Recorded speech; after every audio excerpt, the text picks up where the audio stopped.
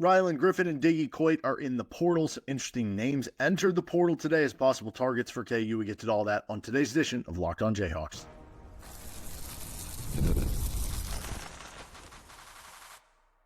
You are Locked On Jayhawks, your daily podcast on the Kansas Jayhawks. Part of the Locked On Podcast Network, your team every day.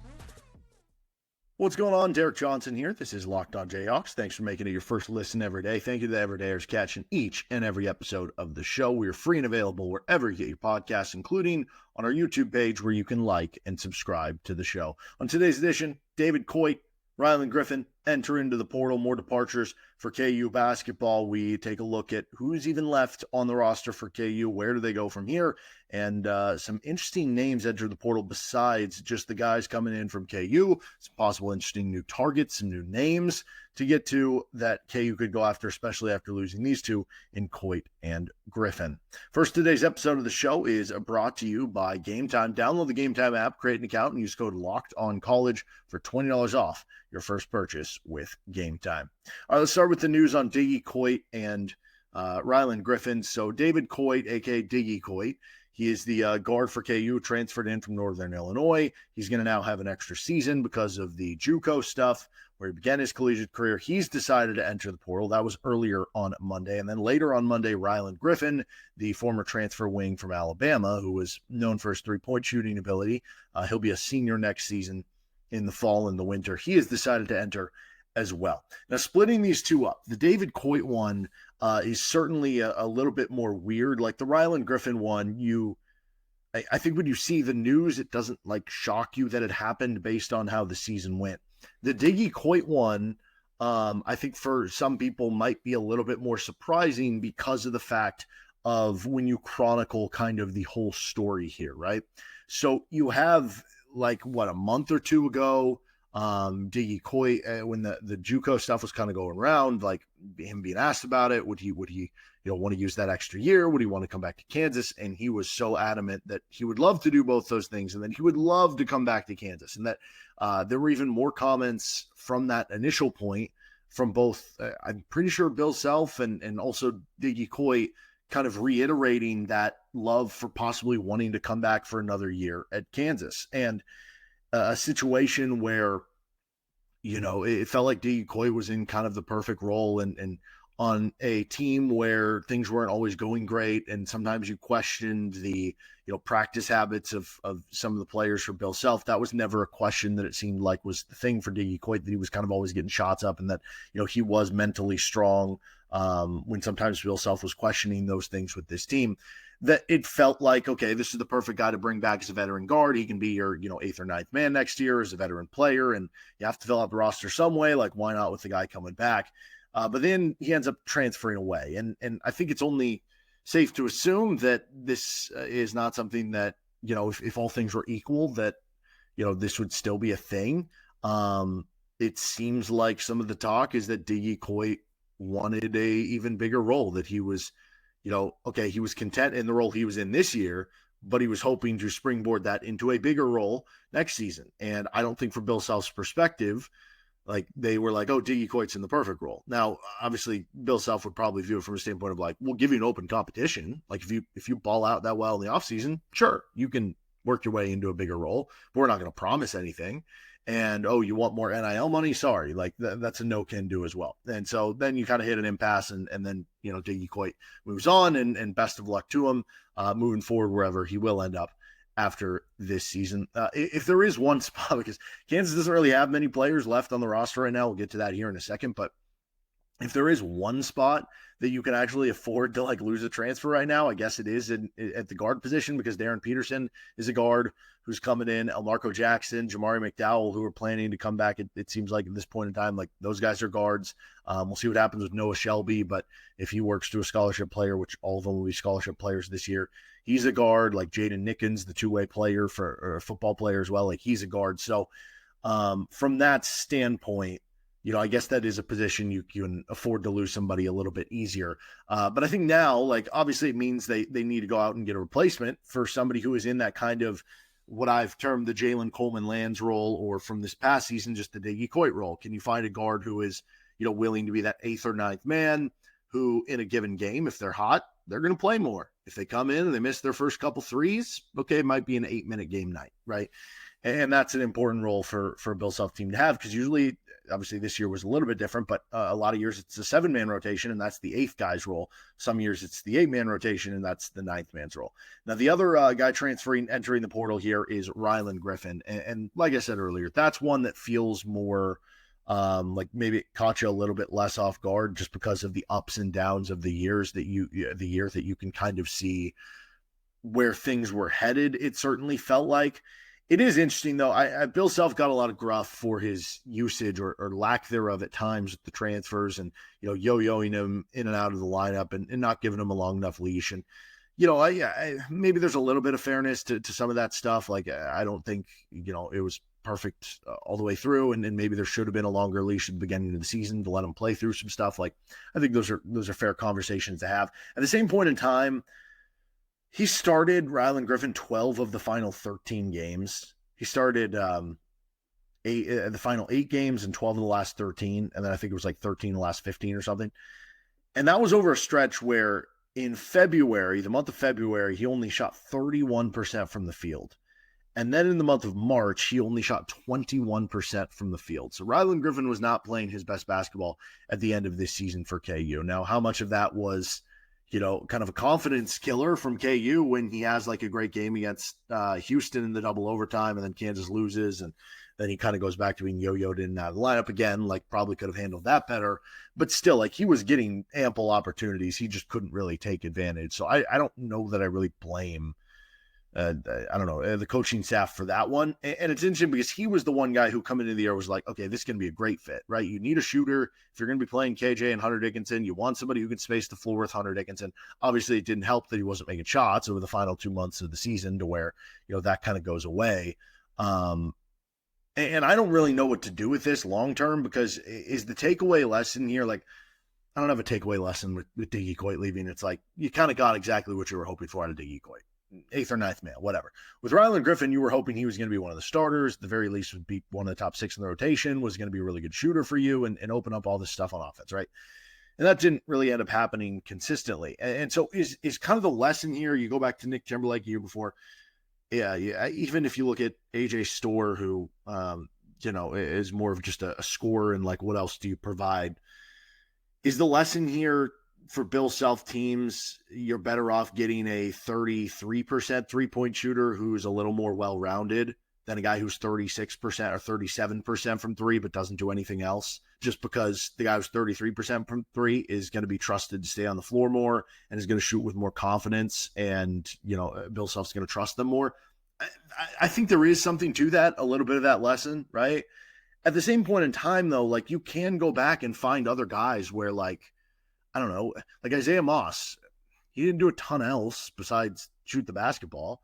Was it just that roster was more desperate for it because Devon Dotson was a sub 30% shooter his sophomore year, and Doak obviously couldn't shoot, and Marcus Garrett, who's out there a lot, wasn't a huge 3-point shooter, so it was like more of a necessity to have an Isaiah. Like, if you swap Rylan Griffen in that role, does he play more just because he kind of has to? Or what? Was it just that Isaiah Moss was gaining the trust of the coaches more? Was he more fundamentally sound on the defensive end of the ball? Was he more fundamentally sound and consistent on the day-to-day? Whereas with Rylan, maybe it was a little bit more up and down, right? But I guess maybe that's the takeaway. Like, it is more of a kind of mentality thing. And I don't know how you scout on that in the portal. That's got to be very difficult for Bill Self and scout and staff to kind of do here. So, obviously, the immediate impact is that KU does need more wings, which isn't new. We talked a little bit about it on the other episode the other day. If you're an everydayer, thank you for catching that with Rickey's Passmore transferring away. That, yeah, you're going to need, another wing out of this, or wings, plural, out of this. Because you look at the roster, and I mentioned with Peterson and the other 2 freshmen, Calderon and Tiller, who will be redshirt freshmen. Calderon, I guess you could count as a wing, as more of probably a 4-man, but you don't really have any true wings on the roster. Now, if you wanted to, you could play Darryn Peterson as a wing. He's 6'5" with a 6'10" wingspan, and you play him really anywhere, probably 1 through 4, and it would work. Obviously, I think the plan is to play him as the 1, or in theory, as, it could be like 2 point guards out there, and Peterson is one of them. But you don't really have any wings on the roster. Like, you're going to have to go get a starting level wing. You're going to have to go get probably a bench level wing. Do you even bring in like a developmental wing? You could at least use 2. Do you end up with 3 with Griffen leaving? And then beyond that, it's the archetype thing, right? Like, you need shooters. You need shooters on this team. Now, going back to what I said, the lessons learned, you probably look for guys who can be shooters and at least provide something else, or at least can have that mentality to gain Bill Self's trust. And you have to do a good job of finding that in the portal, so it's not just a one-dimensional shooter, so that you don't have to worry about this kind of in and out of the lineup yo-yo thing and the ups and downs over the course of the season. But it is very clear they're going to need those things, because with Darryn Peterson, you're going to want shooting around him so he has enough space to operate and be the most effective he can be. Marco Jackson, if he is back to full health, the idea of him is this super athletic driver. Well, you're going to want to open the floor for him too, right? I mean, we have no idea who the center is going to be. If it was going to be Flory before, like, clearly you would need, shooting around that. But shooting is always important in today's day and age of college basketball. So who are some of the interesting portal targets? There were some very interesting names that entered today. Let's discuss those on Locked On Jayhawks.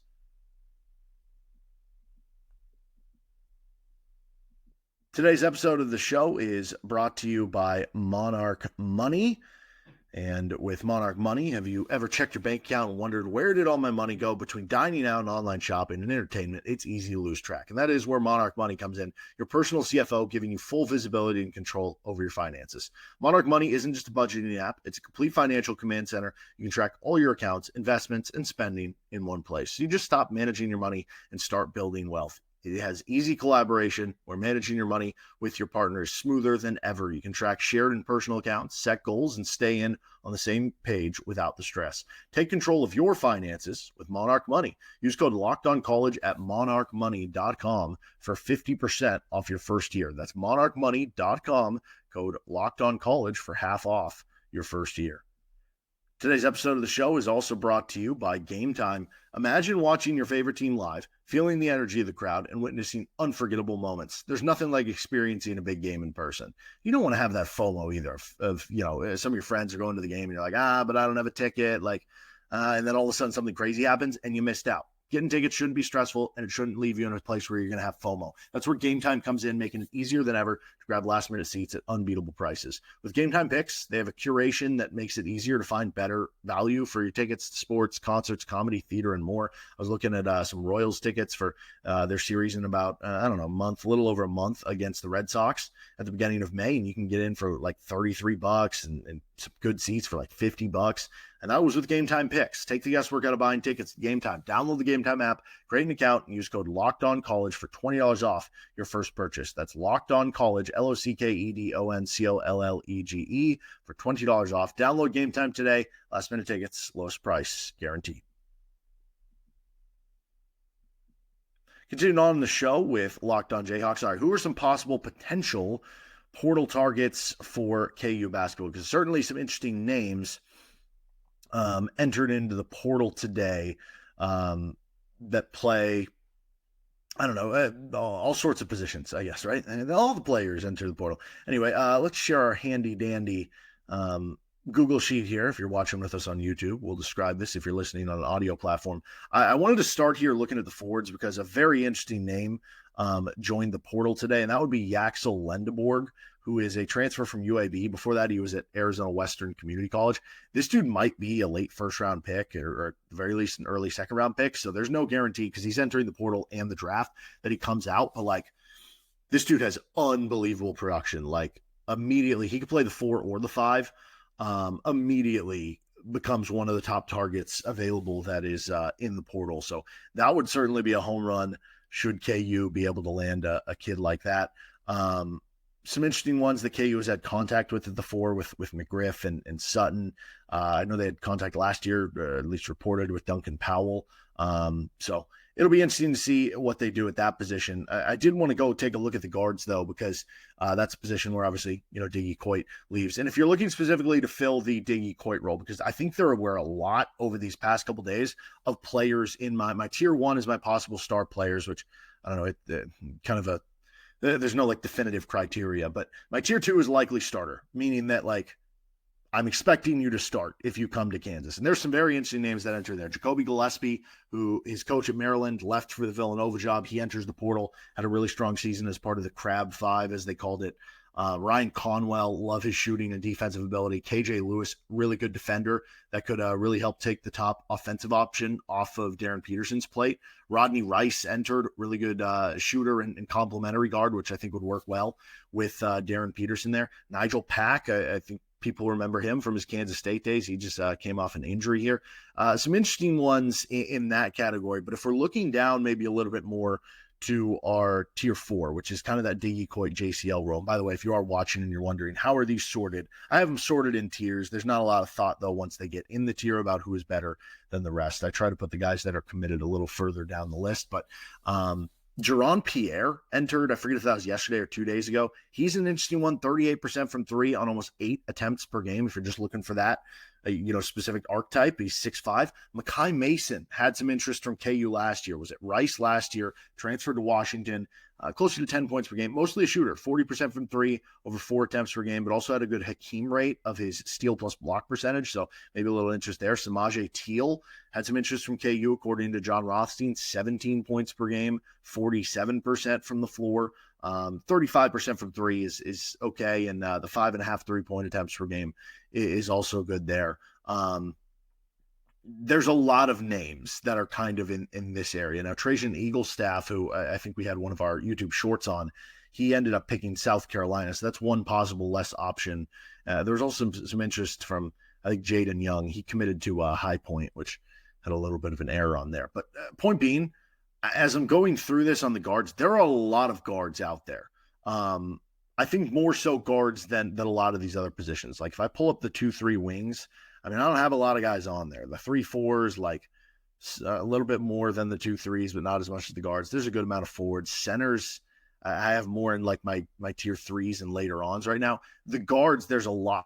And maybe that gives you options to wait a little bit longer on picking up a guard in the portal, because there continue to be good ones that enter in each and every day. But as you need a starting guard to, play next to Darryn Peterson, you got a lot of options in that tier 2 worth of things. But you also look at the, tier 4 guys that could be those, like I said, David Coit kind of replacements. And those have been like, I don't want to say a dime a dozen, because it makes it sound like those guys like don't have value. They do, but like there are just so many of them. And there's probably more I could even add into the list that kind of fill that role of being somebody who scores high points at the smaller school. They shoot a lot of threes. They hit a lot of threes. And if that's specifically what you're looking for, I think you can find a lot of those guys. It becomes less about, can you find one of them? It's about, can you find one of them that is willing to take on that specific role, that knows, hey, in a given game, I might only play 5 minutes. But in another game, I might play 20. And that was one of the rare luxuries you did have with Jalen Coleman-Lands, the idea that he was like okay with it, that he was coming to KU to be a part of a winning team. He was on some teams that weren't great. I think he was on the Iowa State team that didn't win a Big 12 game. He wanted to win some games. He wanted to connect. He was he had like entrepreneurial passions as well. And he like wanted to get some good connections, and KU obviously has all sorts of great connections from the business world and the post-college, career world. And so that was very helpful to him. Can you find somebody like that? It's got to be hard in today's day and age, but that wasn't that long ago. And there are probably still players out there that are in that same boat. So can you find that? What about the wing position? Let's discuss some of those here in a second with Locked On Jayhawks. This episode of the show is brought to you by Supply House. Get the supplies you need from the site made for the skilled trades, Supply House. Whether you're in plumbing, HVAC, or electrical work, Supply House is the reliable way to order products online. Their easy-to-use website is packed with helpful resources and the latest product info to help you get the job done right. Plus, with a complete inventory of over 200,000 parts from 400-plus top brands, you'll find exactly what you need, delivered fast from coast to coast. Need help with an order? Supply House offers expert support and industry-leading service, so you'll always talk to a real person. And for trade pros looking for an extra edge, their free TradeMaster program offers exclusive perks like a dedicated phone line, free shipping, and discounts on every order. Thousands of skilled professionals are already taking advantage. Now it's your turn. Join the TradeMaster program today at supplyhouse.com/TM and start ordering plumbing, HVAC, and electrical supplies with just a few clicks. Plus, use promo code S-H-5 for 5% off your first order. That's S-H-5 for 5% off your first order. That is supplyhouse.com. The NCAA tournament is here, and so is the bracket breakdown. Locked On Podcast Network and Amazon Fire TV channels are teaming up to deliver NCAA tournament coverage like never before. Watch studio shows featuring former players and Locked On's local experts as they guide you through every upset, buzzer beater, and bracket matchup. Stream it all for free on Amazon Fire TV channel. Search Bracket Breakdown to see it all for free. It's your team every day. Don't forget to make Locked On College Basketball your second listen every day. Thanks for joining us here on Locked On Jayhawks. And we're going to have some more deep dives of targets in the transfer portal for KU basketball coming up. And obviously, episodes talking about the news of anything that goes down with KU losing players, KU bringing in players, all that sort of jazz. Not much left that they can lose at this point in time. Okay, we took a look at some of the guards available, and I mentioned, one of the big names that entered today that would be, I don't know, at this point, near the top of the list, if not the top, in Yaxel Lendeborg. We're going to get to another guy who would be at the top of the list that I don't think we've touched on yet, but he'll be in this wing discussion here, so we'll get to him right now. We'll go back to our handy-dandy little Google sheet here. So what about the wings at the 2-3? I have wings separated in two categories. The 2-3 wings, which is like Josh Dix, you're probably not going to want him playing at the 4. And then your 3-4 wings that probably a little bit too big, maybe not quick enough, or maybe not as good of a shooter to shoot at the 2 position. But Josh Dix continues to be out there. What's going to go on there? The longer he goes away from visiting KU and not committing, it probably makes you feel a little more antsy and a little like, oh, is this going to actually happen or not? Like, what's going on there? That probably doesn't feel great, but I do remember, and maybe this is a bad example because of, the results weren't great at the end of this, but I remember Nick Timberlake, it was like, oh, he went to the UConn visit, I think after the Kansas visit, or maybe the UNC visit was the one after the Kansas visit. And it was like, if he didn't commit on the visit, like, I don't know if he's going to, but it ended up being like a week or two later, he committed and picked Kansas. So there is a story though.